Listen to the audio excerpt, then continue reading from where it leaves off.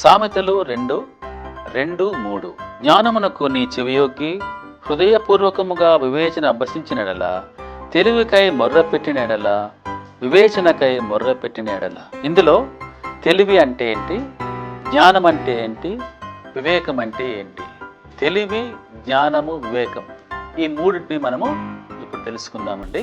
తెలివి అనేది సహజంగా అందరికీ ఉంటుంది. అది చదువుకున్న వారికి ఉంటుంది, చదువులేని వారికి కూడా తెలివి ఉంటుంది. జ్ఞానము చదివి అభ్యసించితే వస్తుంది. మూడవది వివేకము, చాలా ముఖ్యమైనది. వివేకముతో నడుచుకోవాలి. ఏది కరెక్ట్, ఏది తప్పు, ఏది న్యాయం, ఏది అన్యాయం, ఏది కరెక్ట్, ఏది న్యాయం, ఏది అన్యాయం, ఎలా నడుచుకోవాలి.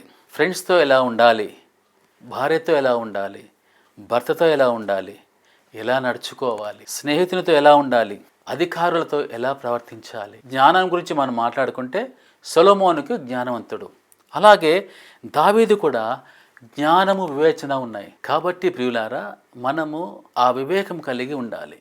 ఆ వివేకంతో ఈ లోకంలో, అది ఆఫీస్లో అయితేనేమి, స్నేహితులతో అయితేనేమి, వివేకం కలిగి ఉండాలి.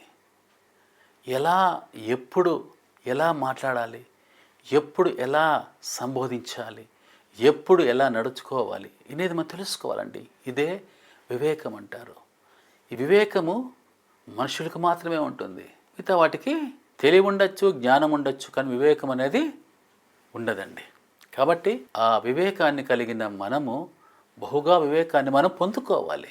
ఆ వివేకం అనేది లేకపోతే, ఇందాక చెప్పాను, తెలివి అనేది ప్రతి ఒక్కరూ చదువుకున్న వారికి ఉంటుంది, చదువుకోలేని వారికి వారి వారి పరిస్థితుల్లో తెలివి ఉంటుంది. ఇప్పుడు పండ్లు అమ్ముకునేవాడికి తెలుసు, వానికి ఒక పండు విలువ ఎంత, అది 100 రూపాయల, 10 రూపాయల, 50 రూపాయల, తెలివితో ఆలోచిస్తాడు. అలాగే ఇంజనీర్ ఉంటాడు కదండి, ఇంజనీర్స్ ఎలా ఉంటుంది, జ్ఞానంతో స్కెచ్ వేస్తాడు. ఒక డ్యామ్ కట్టాలంటే ఒక పేపర్ మీద ఎన్నో వేల కోట్ల విలువైన ఆ ప్రాజెక్టును అతను గీస్తాడండి. అంటే జ్ఞానవంతుడు.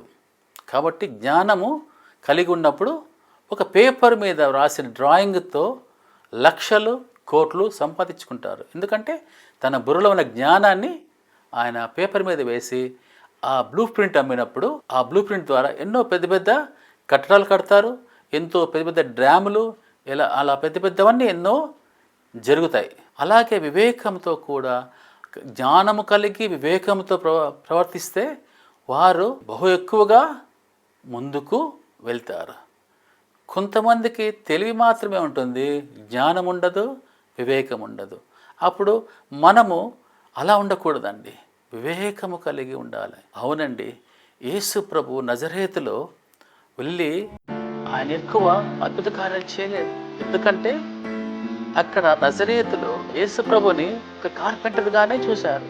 ఇతను కార్పెంటర్ కొడుకు కదా అంటారు. అవును, అప్పుడు అతను అద్భుతాలు చేస్తున్నప్పుడు అతన్ని కొట్టడానికి వచ్చారు. ఊరి వెలుపల వరకు వచ్చి తప్పించుకొని వచ్చేసాడు.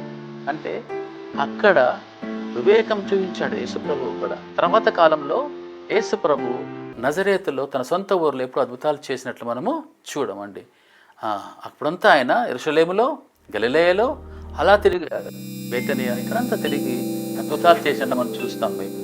కాబట్టి అక్కడ కూడా వివేకము కలిగి ఉంటాడు. అదే 40 రోజులు యేసయ్య ఉపవాసం ఉన్నప్పుడు సాతాను శోధిస్తుంది యేసుప్రభు.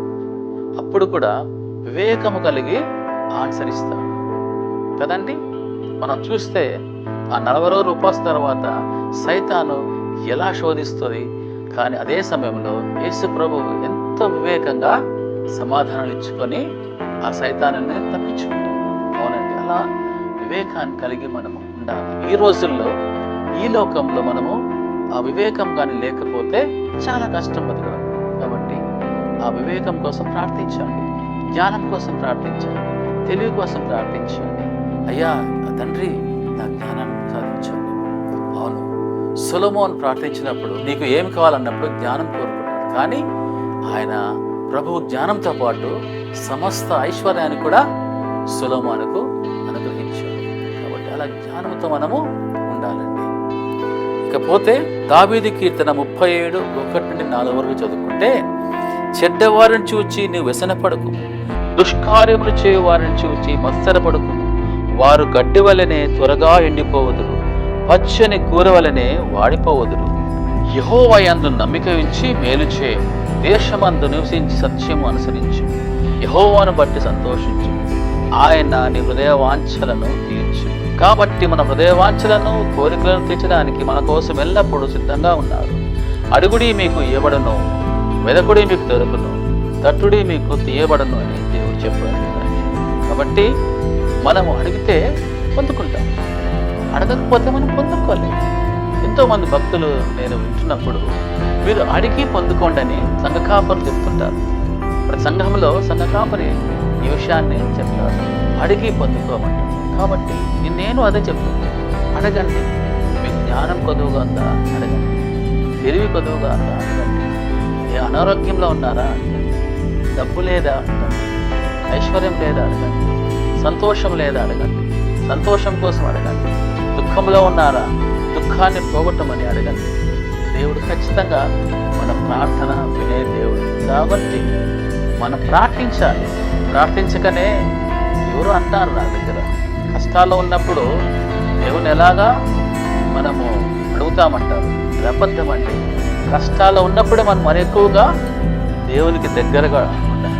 అవునండి, కష్టాలు లేవు కాబట్టి సంతోషంగా ఉంటాము. కష్టాలుంటే ఎలా ఉంటాము అని కొందరన్నారు. నిజమే, కష్టాల్లోనే మనము ఆయనకు దగ్గరగా రావాలండి. కష్టాలు ఉన్నప్పుడే మనము ప్రార్థించేవారుగా ఉండాలి. యాక్చువల్గా సుఖం ఉన్నప్పుడు దేవుడు మనకు గుర్తురాడు కదండి. కాబట్టి కష్టం ఉన్నప్పుడే ఆయన దగ్గరికి రండి. అడుగుడి మీకు ఇవ్వబడును అన్నాడు, అడగమన్నాడు. దేవుడు అబద్ధికుడు కాదు, మనము అబద్ధికులం. మనము మాట వినని జనాంగం, మనము మాట విచ్చి మనం మర్చిపోయే మనుషులు. కానీ దేవుడు మనలాంటి స్వభావం కలిగిన వాడు కాదు. అడిగితే ఖచ్చితంగా ఇస్తాడు. అవునండి, దావీదు అడిగి అన్ని పొందుకున్నాడు. ప్రతిదీ తన జీవితంలో అన్ని అడిగి పొందుకున్నాడు. ఆయన ఒక చక్రవర్తి. ఈరోజు ఆయన దావీదు కుమారుడని యేసు ప్రభు అంటాడు. యెరూషలేములో దావీదు మహారాజుకున్నటువంటి ఫేమ్ అనేది మనం ఎక్కడ పోయినా ఆ దావీదు మహారాజుకున్న ఫేమ్ ఇప్పటికీ మనం చూస్తున్నాం. ఎందుకంటే ఆయన మనిషి కానీ చక్రవర్తిగా ఉన్నాడు. గొర్రెల కాపరి దావీదు, కానీ ఆ యెరూషలేము ప్రజలను 40 సంవత్సరాలు సంతోషంగా ఏలాడు. ఆయన 40 ఏళ్ల చరిత్రలో 40 ఏళ్ల యెరూషలేము పట్టణమంతా సంతోషముతో ఉందండి. అంత జ్ఞానాన్ని దావీదు పొందుకున్నాడు. కాబట్టి అడిగితే ఏదైనా ఇచ్చే దేవుడు అండి మన దేవుడు. కాబట్టి నా ప్రియులారా, అడగండి. ఈ క్షణమే మీరు అడగండి, ప్రయత్నించండి. నా మాట తప్పైతే నేను ఒప్పుకుంటాను.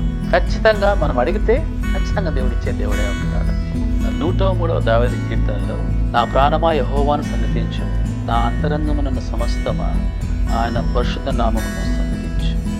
ఆయన చేసిన ఉపకారములలో దేనిని మరొకటి. అవునండి, ఆయన పరిశుద్ధ నామమును సన్నిధించు, ఆయన పరిశుద్ధ నామాన్ని సన్నిధించు.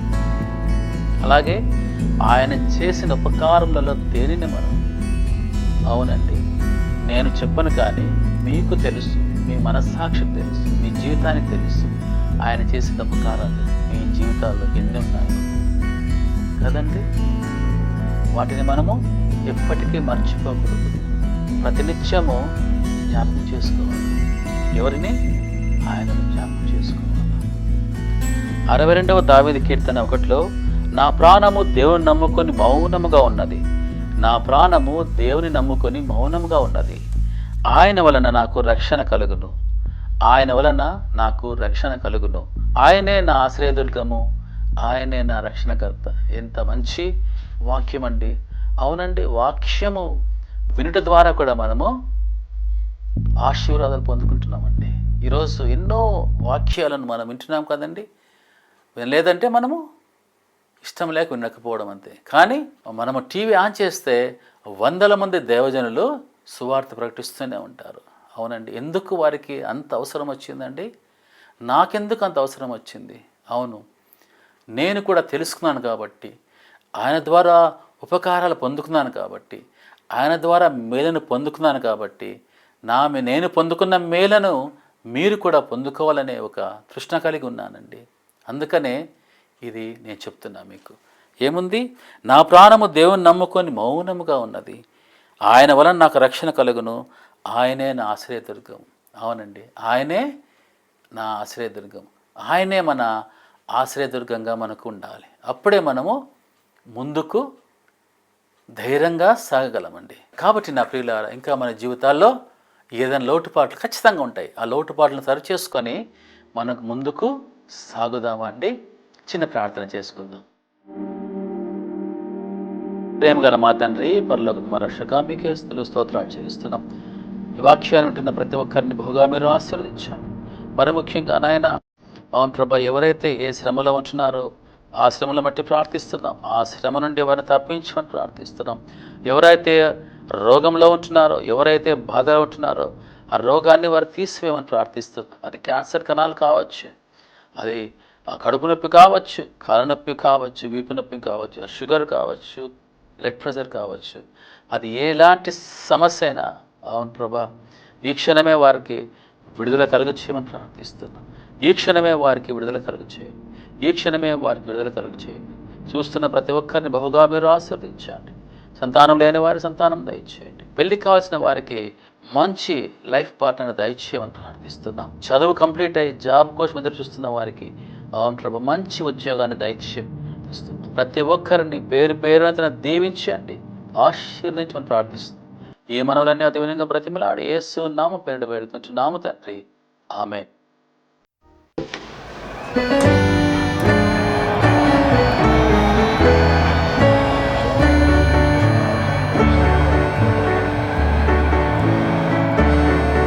ఈ సందేశం మీకు ఆశీర్వాదకరంగా ఉంటే దయచేసి ఈ ఛానల్ను లైక్ చేసి, షేర్ చేసి, సబ్స్క్రైబ్ చేసుకోండి. అలాగే బెల్ ఐకాన్ మీద క్లిక్ చేయండి. కొత్త వీడియో వచ్చినప్పుడు మీకు నోటిఫికేషన్ వస్తుంది. Thank you friends.